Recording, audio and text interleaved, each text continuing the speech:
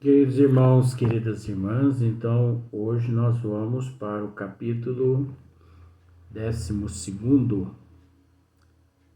da pneumatografia ou escrita direto, da pneumatofonia. Então aqui Kardec começa tratando da escrita direta, né? Então é na questão de número 146. Então ele explica aqui da seguinte forma: a pneumatografia é a escrita produzida diretamente pelo espírito. Olha só para ver.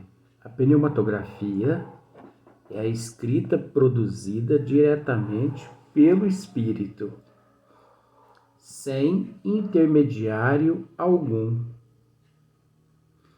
Só que nós temos que fazer um breve comentário a respeito. O que seria a pneumatografia? Né? Ela é escrita direto. É lógico que sem intermediário algum. Então, por exemplo, você não precisa recorrer a um médium, como se diz, pneumatográfico, né? Eu acho que é pneumatográfico. Você não precisa recorrer a um médium. Você tendo conhecimento da doutrina dos espíritos, seriamente, nos estudos numa casa espírita séria, você mesmo pode obter, lograr êxito mediante as escritas diretas, sem o auxílio de um médium, né, com essa faculdade. Agora, veja bem, é necessário, mesmo na escrita direta, os espíritos, eles se utilizam do fluido animalizado daquela pessoa ali, de uma porcentagem, de uma certa quantidade da energia vital daquela pessoa, e também de uma certa quantidade do fluido perispiritual daquela pessoa. Então vejamos, você é uma pessoa séria, numa casa espírita séria. Se você é detentora dessa faculdade, o que acontece? Você pega uma folha de papel, dobra ela no meio, para segurança contra, assim, impostores, porque existem impostores até nesse momento. Você pega e coloca essa folha de papel dentro de uma gaveta, numa escrivania, ali na casa espírita, ou até mesmo na tua casa, se você é uma pessoa séria. Você tem que evocar determinados espíritos, você tem que rogar a providência divina, assistência espiritual.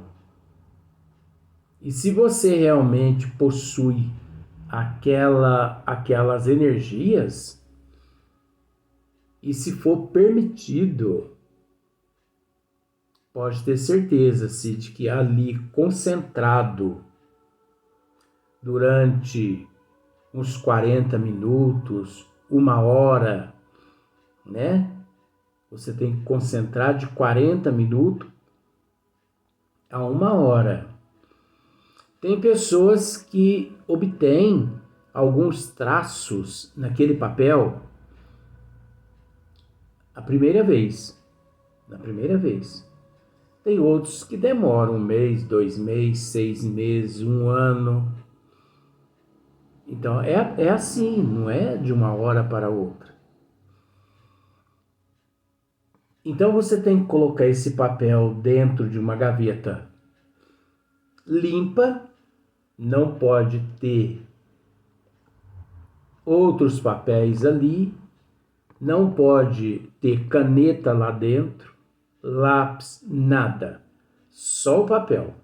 E você ali concentrado, depois que você evocou aquele espírito, orando, vibrando, pode ter certeza de que 1 hora, se você é detentora desses fluidos, dessas energias, 1 hora você vai obter uma mensagem daquele que você evocou. Então, olha só para você ver. A pneumatografia é a escrita produzida diretamente pelo espírito, sem intermediário algum.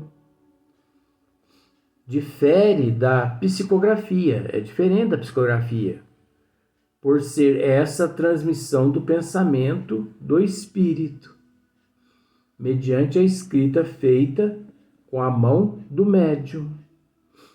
É diferente, né? Porque a psicografia, o espírito, ele utiliza-se do pensamento dele, né, com todos os órgãos do cerebral do médium, ele utiliza-se daquele membro do braço, e no caso da escrita direta, não há necessidade de nada disso, mas é necessário uma disciplina moral que não tem tamanho. É necessário um equilíbrio, uma aceitação, uma resignação, uma humildade, né? Às vezes não é necessário nem assim conhecimento da doutrina, mas uma certa disciplina que não se vê quase sempre. Então, o fenômeno da escrita direta é, não há negar, um dos mais extraordinários do Espiritismo. Então, o fenômeno da escrita direta é, não há negar, um dos mais extraordinários do Espiritismo. Esse é um fenômeno extraordinário, né? Mas por muito anormal que pareça, à primeira vista, por muito anormal que pareça, à primeira vista, constitui hoje fato averiguado e incontestável. Então, é fato averiguado e incontestável. Não adianta as pessoas relutar. É fato incontestável. É um fenômeno natural das leis divinas, tanto quanto outros fenômenos. Mas que também, né, é um fato averiguado e incontestável. A teoria, sempre necessário para nos inteirarmos da possibilidade dos fenômenos espíritas em geral. Talvez mais necessária ainda se faz, neste caso, que, sem contestação, é um dos mais estranhos que se possa apresentar. É um dos mais estranhos que se possam apresentar. porém, que deixa de parecer sobrenatural. Deixa de parecer sobrenatural, desde que se lhe compreenda o princípio. Desde que se lhe compreenda o princípio. Então, deixa. Da primeira vez que este fenômeno se produziu, a da dúvida foi a impressão dominante que deixou logo, acudiu aos que o presenciaram a ideia de um embuste. Então, a primeira vez que esse fenômeno aconteceu, né? A impressão dominante que deixou logo acudiu aos que o presenciaram a ideia de um embuste. Todos que presenciaram esse fenômeno, vamos assim dizer, eles acharam que aquilo tudo ali não passava-se de um embuste, né? De uma mistificação, de um charlatanismo. Muitos ali imaginaram que tudo aquilo não passava-se de uma montagem fantasiosa para enganar as pessoas, os médiuns, as pessoas ali responsáveis por esse processo. Então vamos pensar da seguinte forma: para iludir as pessoas presentes, muitos achavam que naquele momento ali, aquele falso, né, aquele farsário, ele mesmo quem escrevia a mensagem colocava dentro da gaveta sem que ninguém percebesse, para poder iludir a plateia. Mas isso é fato, isso foi comprovado de uma certa forma que não há como contestar, né? Allan Kardec conseguiu comprovar isso. E outra, esse processo se dá não é só colocando o papel dentro de uma gaveta, de uma escrivania. Não. Eu citei uma escrivania porque eu mesmo já obtive mensagens usando esse método, essa forma. Só que eu não comento, eu sou discreto com essas coisas, né? E quando eu comento, eu não mostro, porque isso é coisa particular, coisa minha. Como se diz aquele ditado, né? Quando eu morrer, vou levar comigo para o túmulo ou para o umbral, né? É túmulo ou umbral. Não tem essa não. Ah, uma colônia. Dificilmente colônia vai me ver. Dificilmente tão cedo. Nós temos que trabalhar muito, né?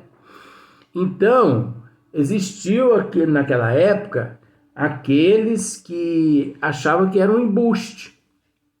Toda gente, com efeito, conhece a ação das tintas chamadas simpáticas, né? Que é as tintas invisível. Ora, na Segunda Guerra Mundial, por exemplo, essa tinta simpática, ela foi muito utilizada, ela é muito utilizada pelos espiões, né? Que eles escrevem com aquela tinta invisível, entrega aquela carta do outro lado do mundo, vamos pensar assim, códigos e tudo mais, uma pessoa sem cultura, que não tem conhecimento do assunto, olha assim, é um papel branco, sem nada. Ele até joga aquele papel fora. Mas aquele outro espião, ele pega e, usando alguns produtos químicos, ele consegue ver o que lá está escrito naquele papel depois que ele utiliza alguns produtos químicos. Então, olha só. Com efeito, conhece a ação das tintas chamadas simpáticas, cujos traços, a princípio, completamente invisíveis, aparecem ao cabo de algum tempo, né? Podia, pois, dar-se que houvessem, por esse meio abusado da credulidade dos assistentes, e logo nos achamos de afirmar que nunca o tenham feito. Kardec estudou tanto essa questão que ele afirma que isso aqueles seres nunca fizeram. Então você entendeu, né? Em casa, eu pego algumas folhas de papel sulfite e uso essa tinta invisível. É uma substância, assim, como se fosse água, mas é um produto químico que eu escrevo ali no papel, ela desaparece. E eu pego aqueles papel e levo todos à casa espírita. E chega lá, eu coloco esses papéis todos, mostro para todo mundo, vocês estão vendo que não há nada escrito aqui. Olha só como que são os embustes, né? Os charlatões, eles agem dessa forma. Não tem nada escrito. Viram? Sim. Aí você pega e coloca dentro da gaveta. Então, essa tinta invisível, ela tem um prazo para se manter ali naquele processo da invisibilidade. Mas isso é tudo cronometrado pelo charlatão, né? Então ele sabe a hora que ele tem que colocar dentro da gaveta para poder pegar o público de surpresa. Então depois de uma meia hora, depois de uma hora mais ou menos, ali enrolando o público, né? Ele vai retirar dentro daquela gaveta, tá lá as escritas. Ele é tido como o melhor médium do mundo, milagre, né? É um paranormal, e não tem nada de paranormal, é um charlatão, é um mistificador. Só que Kardec, ele averiguou tudo isso. Na realidade, mediante aqueles casos que ele averiguou, ele percebeu que não havia, em hipótese alguma, embuste, mistificação, né? Estudos e mais estudos, ele chegou a essa conclusão, ao ponto de afirmar o não embuste, a não mistificação. Porque caso contrário, Kardec, ele não afirmaria. Ainda mais Kardec. Continuando. Estamos até convencidos de que algumas pessoas, seja com intuitos mercantes, seja apenas por amor próprio e para fazer acreditar nas suas faculdades, hão empregado subterfúgios. Veja-se o capítulo das fraudes, né? Então, Kardec está pedindo para que analisemos o capítulo das fraudes lá na frente, no livro dos médiuns.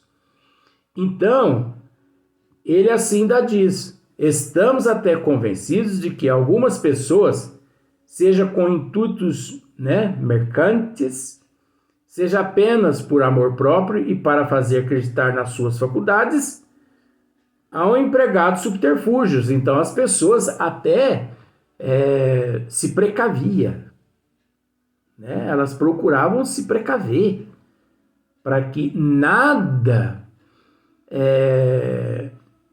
de embustes ocorresse ali, porque elas queriam de alguma forma provar que realmente elas eram detentores dessas faculdades. Como nós dissemos aqui no início, essa faculdade, a pneumatografia, é escrita produzida diretamente pelo espírito. O espírito é que escreve, não é o médium que escreve, não é a mão do médium que escreve. O médium, né, ele pega o papel, dobra. Eu estou dizendo dessa forma porque usou-se muito esse método. Coloca lá dentro da escrivania, da gaveta, evoca o espírito, reza bastante, 40 minutos, 1 hora. E depois, vamos usar esse termo agora, vamos abreviar. Depois de 40 minutos, 1 hora mais ou menos, abre-se a gaveta, abre-se aquele papel de sulfite, lá dentro está alguns rabiscos, né? Tá lá dentro alguns rabiscos, algumas palavras, a assinatura, né?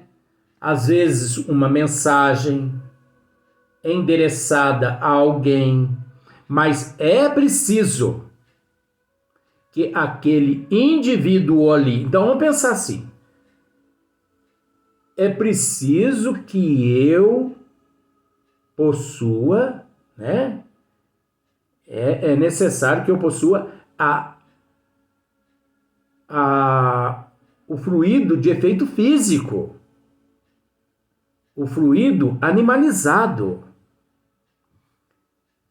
Energia vital, energia perispiritual, para que o espírito ali presente no ambiente pegue aquela energia e a manipule de acordo com o teu desejo. Aqui mais adiante, fala-se até em fluido cósmico universal. Aí nós vamos deixar para chegar lá, porque nessa questão de fluido cósmico universal, é preciso ter um pouquinho mais de conhecimento. O que espíritos mais inferiores, eles não têm acesso ao fluido cósmico universal assim, com tamanha facilidade, não. Acesso ao fluido cósmico universal, o espírito tem que ter uma certa qualidade em diante, né, moral, ele tem que ter uma certa inteligência, uma certa desenvoltura. Mas vamos deixar para chegar nessa parte ali na frente, para que possamos, né, analisar certinho, porque às vezes aqui eu esteja assim precipitadamente comentando algo que na verdade não possa não ser do jeito que estamos comentando, não é, Marci? Então vamos deixar para chegar nessa página ali na frente, né? Então nós vamos para o próximo vídeo. No próximo vídeo nós vamos continuar esse mesmo assunto, não é mesmo, Marcílio? Então tá certo.